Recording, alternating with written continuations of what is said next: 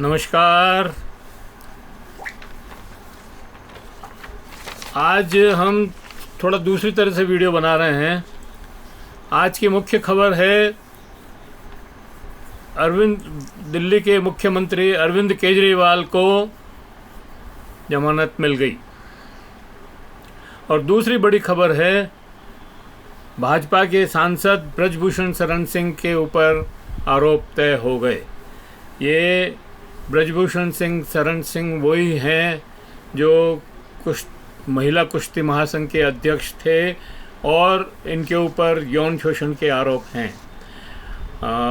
Bharatiya Janata party ने बहुत कोशिश की कि इनके ऊपर आरोप न लगें, ये जो है किसी तरह से इनको बचाया जाए, बहुत कवर करने की कोशिश की। और यहाँ तक कि दिल्ली के अंदर पुलिस ने एफआईआर तक लॉन्च नहीं की थी। आपको मालूम ही है कि दिल्ली के अंदर महिला पहलवानों ने पहले धरना लगाया। धरना लगाने के बाद भी उनकी बात नहीं सुनी गई, उठा दिया गया धरना।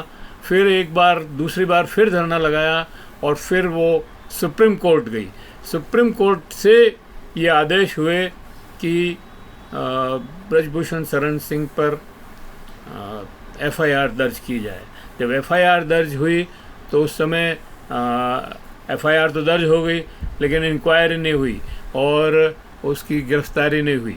सरकार पुलिस बहाना करती रही कि हम इंक्वायरी करेंगे और पता करेंगे, उसके बाद गिरफ्तारी करेंगे। जबकि पास्को एक्ट में ये कानून है कि एफआईआर दर्ज करते ही पहले उनकी गिरफ्तारी करो ताकि वो सबूत नहीं बदल सकें और सबूत को ख़त्म नहीं मिटा सकें और उसको जो है अरेस्ट किया जाए। लेकिन ऐसा नहीं हुआ। ब्रजभूषण शरण सिंह तरह तरह से धमकियां देते रहा पहलवानों को और नरेंद्र मोदी ब्रजभूषण शरण सिंह को प्रोटेक्ट करते रहे। यहाँ तक कि नई संसद का जब उद्घाटन हुआ उसमें भी ब्रजभूषण शरण सिंह बहुत रौब से वहाँ पर बैठे थे, अंदर गए थे संसद के अंदर, जबकि महिला पहलवान जो है बाहर धरना लगा रही थी और उनको उस समय घसीटा जा रहा था, पीटा जा रहा था और पुलिस ने उनको बहुत ही बेरहमी से वहाँ से उठाया। तो ये आज उस सारी चीज़ों का पर्दाफाश हो गया। अंततः पुलिस ने आरोप तय कर दिए और कोर्ट के अंदर वो आरोप तय हो गए। अब हो सकता है एक दो दिन में ब्रजभूषण शरण सिंह की गिरफ्तारी भी हो जाए। तो ये एक बड़ी खबर थी। और सबसे बड़ी बात यह है कि सारा कुछ जानते हुए भी भारतीय जनता पार्टी ने ब्रजभूषण शरण सिंह को तो टिकट नहीं दिया और लेकिन उसके बेटे को टिकट दिया और वो केसरगंज से जो है वो चुनाव लड़ रहा है। अब ऐसे बाहुबली और गुंडागर्द लोगों को बीजेपी टिकट देती है और चाल चरित्र और चेहरे की बात करती है। तो ये जो दोहरा रूप है वो भाजपा को अब परेशान करने वाला है। दूसरी बड़ी खबर जो है वो पश्चिमी बंगाल से है, संदेश खाली। आपको मालूम होगा कि संदेश खाली में पश्चिमी बंगाल के अंदर कुछ महिलाओं ने वहाँ के एक नेता पर, टीएमसी के नेता पर बहुत इल्ज़ाम लगाए और उन्होंने रैप के आरोप लगाए और महिला यौन शोषण के आरोप लगाए और और वो लिखित कागज़ पे लिख कर के वो आरोप लगाए। लेकिन आज कल उसका खुलासा हुआ और खुलासा ये हुआ कि उन 3 महिलाओं ने जिन्होंने आरोप लगाए थे, 3 में से 2 ने मना कर दिया कि हमारे ऊपर कोई जाति नहीं हुई, हमारा यौन शोषण नहीं हुआ, हमारा रेप नहीं हुआ, हमें भारतीय जनता पार्टी के एक नेता ने ऐसा आरोप लगाने के लिए कहा था, उन्होंने हमें रुपए दिए और खाली कागज़ पर दस्तखत कराए। तो ये इतनी घिनौनी राजनीति करने वाले लोग सत्ता के लिए क्या नहीं कर सकते हैं। और ये सारा जब हो रहा है तब, और उस संदेश खाली के नाम पर ममता बनर्जी को बहुत परेशान किया गया, बंगाल में उनकी छवि को बहुत ज़्यादा नुकसान पहुंचाया, यहाँ तक कि कोर्ट में भी गए। यहाँ तक कि नरेंद्र मोदी स्वयं 2-3 बार संदेश खाली का नाम लेकर के बंगाल में प्रचार करने के लिए गए। सारा प्रचार, मतलब उस सारा प्रचार जो है टीएमसी के नेताओं को और ख़ास तौर से ममता बनर्जी को बदनाम करने के लिए किया जा रहा था। वही नरेंद्र मोदी जो संदेश खाली की महिलाओं के लिए इतने भावुक हो गए थे, इतना उनको दुख प्रकट कर हो रहा था, लेकिन उन्हीं नरेंद्र मोदी को मणिपुर की महिलाओं के ऊपर कोई रहम नहीं आया। मणिपुर की महिलाओं का जिस तरह का विभत्स वीडियो सामने आया, उसके ऊपर नरेंद्र मोदी चुप रहे। एक भी बार, मतलब पूरे देश में अभी नरेंद्र मोदी घूम घूम करके प्रचार कर रहे हैं, जनता पार्टी का प्रचार कर रहे हैं, भारतीय जनता पार्टी का प्रचार कर रहे हैं, वोट देने के लिए कह रहे हैं। यहाँ तक कि बेंगलोर में, मतलब कर्नाटक में हसन, जहाँ पर वो रेवन्ना जिसने 2700 महिलाओं के साथ यौन शोषण किया और उनके वीडियो बनाए और वो सारे एक पेन ड्राइव में लिए हुए हैं, उसके यहाँ पर भी जा कर के उन्होंने प्रचार किया और कहा कि इनको दिया हुआ सारा वोट मेरे को ताकत देगा। तो ऐसे लोगों का प्रचार नरेंद्र मोदी कर रहे हैं, ये बहुत ही समझ के बाहर की चीज़ है। नरेंद्र मोदी तमिलनाडु भी गए, कई बार गए, केरल भी गए प्रचार करने। तमिलनाडु और केरल में उनकी कोई सीट नहीं है, लेकिन वो वहाँ प्रचार करने 3-4 बार जाके आए। उसके पहले 10-12 बार वो मंदिरों में धोखने तो गए ही थे, जब राम मंदिर का उद्घाटन हुआ, शिलान्यास मतलब प्राण प्रतिष्ठा हुई, उस समय भी गए थे। तमिलनाडु, केरल, उड़ीसा, सब जगह वो मंदिरों में घूमते फिरे, लेकिन मणिपुर नहीं गए। मणिपुर नहीं जाने का मतलब ये है कि मणिपुर की महिलाओं के साथ उनका मतलब कोई संबंध नहीं है। मणिपुर में से की महिलाओं के लिए कोई रहम नहीं है। मणिपुर में चूँकि भाजपा की सरकार है और उन्हीं के द्वारा फैलाया हुआ हिंदू और क्रिश्चियन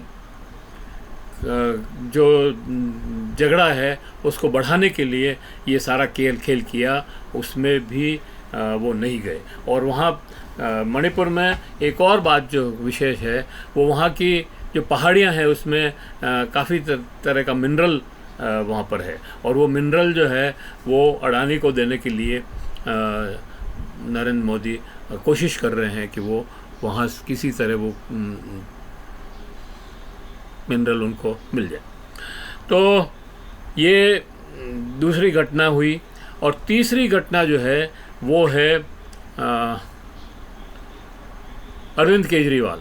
अरविंद केजरीवाल को 52 दिनों से गिरफ्तार कर रखा था, और शराब घोटाले के अंदर जो है उनको गिरफ्तार किया था, जबकि उनके पास से कोई मनी ट्रेल नहीं मिली, उनके ऊपर कोई आरोप ऐसा सिद्ध नहीं हुआ, कोई आरोप मतलब लगा ही नहीं, सिद्ध तो होना बहुत दूर की बात है। लेकिन फिर भी ईडी जो है हर कोशिश कर रही थी कि उनको जमानत नहीं मिले और वो छूट न पाए, किसी भी तरह से वो छूट नहीं पाए। पहले भी उनका जो है कोर्ट ने उनको जमानत देने की बात कही, तो उन्होंने नई चार्जशीट पेश कर दी। अभी भी कल उन्होंने यही कहा नया एफिडेविट दिया और नई एक सप्लीमेंट्री चार्जशीट पेश करने की मुहिम चलाई और कोर्ट को जो है ये निवेदन किया कि इनकी ज़मानत नहीं होनी चाहिए और हम जो है ये दे रहे हैं। कोर्ट ने सो मोटो, क्योंकि ये जो केस है उसमें ज़मानत की एप्लीकेशन नहीं है, उसमें ये जो गिरफ्तारी की गई है उसी को चैलेंज किया है कि ईडी ने जो गिरफ्तारी की है वो गलत है, लेकिन और उसमें कोई ज़मानत की एप्लीकेशन नहीं है। लेकिन कोर्ट ने ये मानते हुए कि चुनाव के दिन हैं और मुख्यमंत्री है और उनको बिना वजह, बिना किसी सबूत के उनके ऊपर आरोप लगा करके उनको जेल में नहीं रखा जा सकता है, इसलिए उनको अंतरिम ज़मानत दी जाती है। हालांकि ये ज़मानत सिर्फ 1 जून तक है, 2 जून को उनको सरेंडर करना पड़ेगा और शर्तों के साथ है कि वो सरकार का कोई काम नहीं कर सकेंगे, फाइल पे सिग्नेचर नहीं कर सकेंगे और कैबिनेट की मीटिंग नहीं कर सकेंगे, लेकिन चुनाव में प्रचार वो कर सकते हैं। तो चुनाव प्रचार के लिए अब उनको रिहा कर दिया गया। वो पार्टी ऑफिस में गए आज और मज़े की बात यह है कि अब दिल्ली का चुनाव जो है बहुत दिलचस्प हो गया है। जहाँ पिछले चुनाव में, मतलब 2019 के चुनाव में भारतीय जनता पार्टी ने 7 सीटें जीती थी, इस बार ऐसा लग रहा है कि वो 7 सीटें हारने वाली है। एक तो ये जो जितने भी केस बनाए सारे झूठे हैं, दूसरा ये है कि रवाना संदेश खाली और मणिपुर और ये सारे जो मामले हुए, ये भी सब भाजपा के खिलाफ जा रहे हैं और अब केजरीवाल का छूट जाना और उनका प्रचार वहाँ प्रचार करना भारतीय जनता पार्टी के लिए मुश्किल के दिन पैदा करेगा। इसके साथ ही ये भी है कि वो अडानी और अंबानी के खिलाफ जो उन्होंने बयान दिया कि उनके पास काला धन है, उन्होंने संचय करके रखा है और वो बोरों में भर भर के टेम्पो में लाद करके और कांग्रेस को भेज रहे हैं, ये जो आरोप है ये उनके ऊपर ज़रूर उनको नुकसान पहुंचाएगा, क्योंकि वो तो खुद सरकार में हैं। वो अगर ये जानते हैं कि यहाँ काला धन है तो ईडी, सीबीआई और इनकम टैक्स क्या कर रहा है, उनको जाकर के उसका जो है संज्ञान लेना चाहिए, उसकी इंक्वायरी करनी चाहिए। और अगर वो नहीं करती है तो ये मोदी सरकार की कमज़ोरी है। और आप ये देखिए कि मोदी सरकार ने जिस रोज़ मोदी जी ने उनके ऊपर परसों, मतलब 2 दिन पहले जब आरोप लगाया था अडानी अंबानी पे, तो कल मतलब 9 तारीख को उन्होंने कोई कार्यक्रम नहीं किया, कोई रैली नहीं की, कहीं झूठ नहीं बोले। ये इस आरोप लगाने का वो है। क्योंकि वीडियो फिर आज बड़ा हो रहा है, लेकिन एक घटना आज एक कार्यक्रम उदयपुर में हुआ, उसकी मैं चर्चा ज़रूर करना चाहूँगा। एक प्रोफेसर RN व्यास सर थे, उनका 3 साल पहले उनका निधन हो गया था कोविड के उसमें। उनके नाम से एक व्याख्यानमाला चलाई जाती है। उस व्याख्यानमाला में आज जानी मानी पत्रकार भाषा सिंह ने अपना वक्तव्य दिया और उसके दूसरे जो वो थे वक्ता थे वो हिमांशु पंड्या थे। हिमांशु पंड्या भी रानीवाड़ा में लेक्चरार हैं, सरकार में हैं, और इस तरह से वो काफ़ी अच्छा कार्यक्रम हुआ। उन्होंने जो बातें कही उस पर अपन फिर कभी चर्चा करेंगे, लेकिन उन्होंने भी ये पॉइंट आउट किया कि ये इस चुनाव के मध्य में संविधान है, और संविधान मतलब पहली बार ऐसा हो रहा है, 1950 से संविधान लागू हुआ। इस चुनाव में ये हो रहा है कि संविधान चुनाव का मुद्दा बना हुआ है, दूसरा मुद्दा आरक्षण है, और बाकी सब चीज़ें तो अपनी जगह है ही है। तो मैं इस को समाप्त करने के पहले आपसे फिर निवेदन करना चाहता हूँ कि अगर आपने इस वीडियो को इस पसंद आया हो तो लाइक करें, और चैनल को सब्सक्राइब करें, और बेल आइकॉन दबाएं, कमेंट ज़रूर लिखें, और इसको फॉरवर्ड करें आपके दूसरे मित्रों को, और दूसरे ग्रुप्स में इसको फॉरवर्ड करें, ताकि ये जो बातें हैं वो लोगों तक पहुंच सकें। धन्यवाद।